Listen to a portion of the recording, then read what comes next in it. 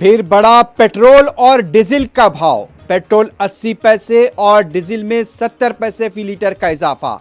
आखिर क्या करें मोदी जी, अवाम की फरियाद।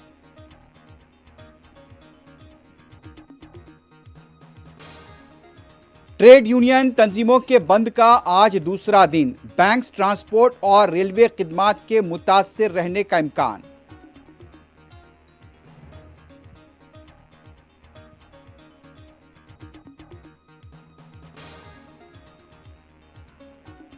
पार्लियामेंट में आज ट्रेड यूनियन तंजीमों के बंद। पेट्रोल डीजल की कीमतों में इजाफे को लेकर हंगामों का इम्कान।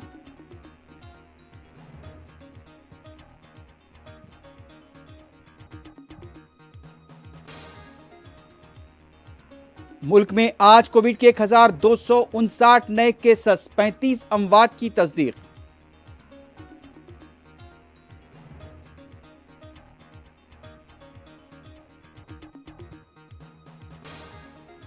यूक्रेन का शहर मारिपोल तबाह ताराज। अर्पिन शहर का कंट्रोल हासिल करने यूक्रेनी फौज का दावा।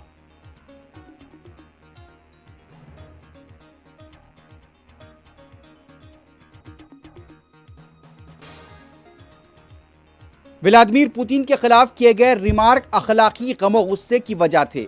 बाइडन का माजरत खाही से इंकार।